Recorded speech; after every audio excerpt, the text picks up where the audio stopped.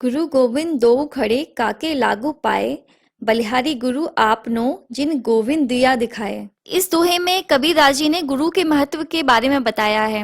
कबीरदास जी कहना चाहते हैं कि यदि आपके सामने गुरु और भगवान दोनों खड़े हों तो हमें सबसे पहले गुरु के चरणों में अपना सिर झुकाना चाहिए, क्योंकि गुरु के ज्ञान से ही हमें भगवान के दर्शन होते हैं। यानी कि गुरु ही हमें भगवान के पास जाने का रास्ता बताता है। इस दोहे में गुरु को ईश्वर के समान इसलिए माना गया है क्योंकि गुरु के उपदेश और ज्ञान के कारण ही हमें ईश्वर के दर्शन होते हैं। बुरा जो देखन मैं चला, बुरा ना मिलिया कोई, जो दिल खोजा आप ना, मुझसा बुरा ना कोई। कबीरदास जी इस दोहे में कहना चाहते हैं कि हम हमेशा दूसरों के दोषों को देखते हैं, दूसरों की कमियों को देखते हैं और कभी भी अपनी कमियों को नहीं देख पाते। यदि हम अपनी कमियों को देखेंगे तो हम उन्हें दूर करके एक बहुत अच्छे इंसान बन सकते हैं।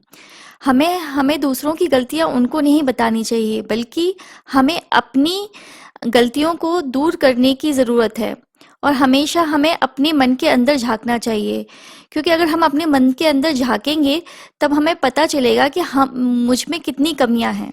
साँच बराबर तप नहीं, झूठ बराबर पाप, जाके हृदय साँच है ताके हृदय आप। इस दोहे में कबीरदास जी कहना चाहते हैं कि साँच यानी सत्य, सच्चाई के बराबर कोई तप नहीं होता, तपस्या नहीं होती। झूठ के बराबर कोई पाप नहीं होता और जिसके हृदय में साँच होता है यानी सच्चाई होती है, उनके हृदय में ईश्वर बसता है। कवि ने सच को तप के बराबर माना है। सत्य बोलने वाले को कोई डर नहीं होता, जबकि झूठ बड़ा कोई पाप नहीं होता, क्योंकि यह हमें गलत मार्ग की ओर ले जाता है। बोली एक अनमोल है, जो कोई बोले जान, हिये तराजू तोल के तब मुख बाहर आन। इस दोहे में कबीरदास जी ने वाणी के महत्व के बारे में बताया है। कबीरदास जी कहना चाहते हैं कि बोली को हृदय रूपी तराजू पर तोलने के बाद ही मुख से बाहर निकालना चाहिए, क्योंकि हमारी वाणी से किसी को आघात भी पहुंच सकता है, इसलिए हमें बहुत सोच समझकर बोलना चाहिए। अति का भला ना बोलना, अति की भली ना चूप, अति का भला ना बरसना, अति की भली ना धूप। कबीरदास जी इस दोहे में कहना चाहते हैं कि आवश्यकता से अधिक हर चीज बुरी होती है। जैसे अधिक वर्षा से बाढ़ आ सकती है और अधिक धूप से सूखा पड़ सकता है, उसी प्रकार आवश्यकता से अधिक बोलना और चुप रहना दोनों ही हानिकारक होते हैं। हर चीज पर्याप्त मात्रा में ही ठीक रहती है। काल करे सो आज कर, आज करे सो अब, पल में प्रलय होएगी, बहुरी करेगा कब। इस दोहे में कबीरदास जी ने समय के महत्व के बारे में बताया है। इस दोहे में कबीरदास जी कहना चाहते हैं कि समय अनिश्चित होता है, किसी भी काम को कल पर नहीं टालना चाहिए, क्योंकि कभी भी कुछ भी हो सकता है। हमें कल पर कभी भरोसा नहीं करना चाहिए। हमें हमेशा अपना काम एक निश्चित समय पर कर लेना चाहिए। समय किसी का इंतजार नहीं करता। हमें कभी भी समय को बर्बाद नहीं करना चाहिए और उसका सदुपयोग हमेशा करना चाहिए।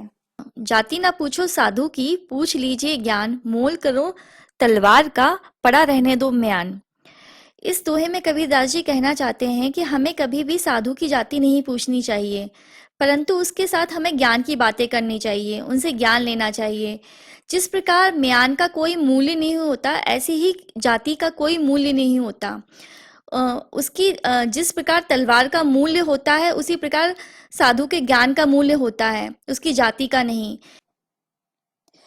वृक्ष कबहु नहीं फल बखे, नदी न संचे नीर, परमारथ के कारणे साधु धरा शरीर। इस दोहे में कबीरदास जी कहना चाहते हैं कि जिस प्रकार पेड़ अपने फल नहीं खाता और नदी अपना पानी नहीं पीती, उसी प्रकार साधु परोपकार के लिए ही जन्म लेते हैं। वो दूसरों की भलाई के लिए ही अपना शरीर धारण करते हैं। यहाँ पर परमारथ का अर्थ होता है परोपकार, यानी कि साधु जो जन्म लेते हैं और इस पृथ्वी पर आते हैं, वो एक परोपकार के कारण ही आते हैं।